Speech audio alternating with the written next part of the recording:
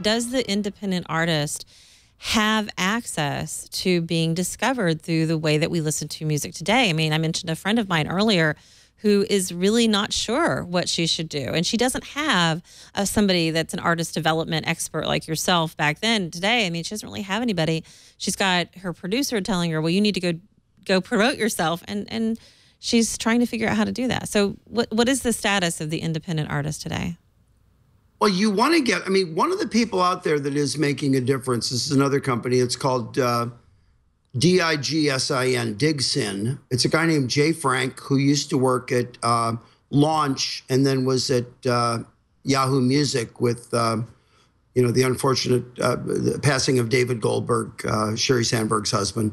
He had started Launch and then went over to Yahoo, sold it to Yahoo and started Yahoo Music. Jay moved to Nashville a few years ago, and he started Digsin. And he is basically doing promotion to Spotify, but in a very above board way. It's not like the old days of paying an indie promo guy to get your record added somewhere and, you know, something changed hands somewhere. He basically, you reach out to him with your music, and if he finds your music to be credible, he is a trusted source for Spotify to add music to their featured playlists, etc. So, I mean, like I said, he's really good. Ariel Hyatt's really good. There's some great people out there. But you talked about how much hard work your friend might have to do. That's been the biggest disappointment for me, is in the implosion of the traditional music industry. And it hasn't completely imploded. I mean, it still really matters. And radio really matters. Actually, I got an email from iHeart this morning that radio is still the #1 way that people are discovering music with everything. And they have iHeart Radio. So they're not saying that people are discovering on an iHeart digital. They say people are discovering music listening to radio. With all of that out there, artists really have to work hard now. They really do. They have to be part of their career. I stood up last year at South by Southwest. A friend of mine, Dan Steinberg, was doing a panel on how to market yourself. And he said, I'm only taking questions, no statements. And I raised my hand and I said, it's a statement. And he says, I'll make an exception for you. What's the statement?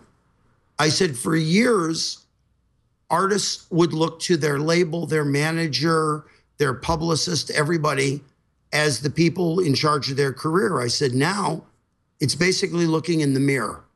As an artist these days, you have more accountability and more responsibility for what happens with your life. You really can't, the idea of blaming somebody else is really come off the table. So it's a business. And whether it's the traditional music business or the new independent artist business, you know, there are tools. I was mentioning to you earlier today before the show, some of the companies I'm working with right now, there's a company called Gigmore that's helping bands find band members. And I went to Steve Rennie's party last night. Steve Rennie does a show called Ren Man Live. And I met these two guys that Maggie, my fiance, brought me over to meet. They're in Columbus, Ohio. They're the two leaders of the group. They found a bass player in Denver, but they were having no idea how to find a drummer. She showed them Gigmore, and they went, this is perfect. And while I was there, they signed up. There's a startup that I'm working with out of New York called HearPlay.com. And it's basically Foursquare meets music. And the idea of it is that you end up becoming the mayor of Williamsburg in Brooklyn because your playlists are so cool and everybody's clicking on your playlist because you become the musical tastemaker in Williamsburg or in Scarsdale or in Austin, Texas. So they're picking cities and launching in different cities to help discover new music.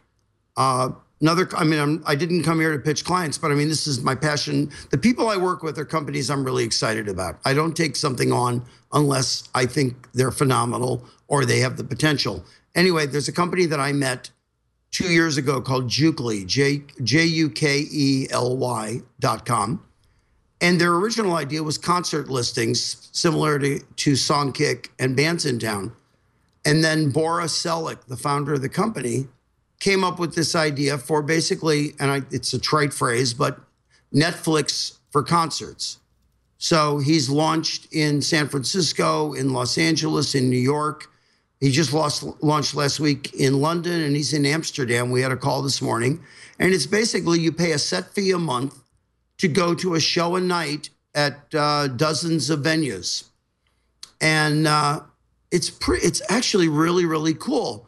When he was doing it as concert listings, he couldn't get anybody's attention. He came up with this idea, and it was his idea to go with this Netflix for shows.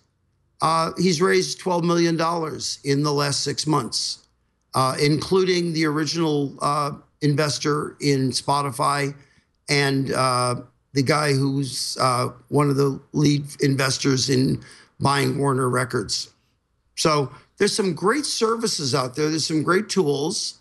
There's another one that I mentioned if you want to, so I don't get yelled at. It's a hero.fm. I think you grabbed the URL. So you don't get yelled at? By me, not by me. Not by you, but if a client happens to see, you mentioned everybody else, but not me.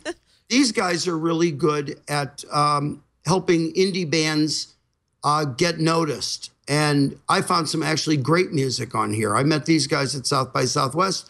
I just walked up to them and said, so tell me what you do. And I was really impressed with their response. So I'm working with them and a guy named Jeff Rabin, who is the head of the Clive Davis School of Recorded Music at NYU. We're both on their advisory board, and then I'm consulting for them. They're really, really smart people.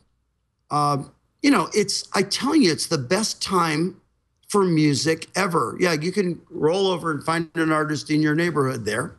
Look at that. And no, it's actually very, very, very intuitive. Mm-hmm. It's very cool.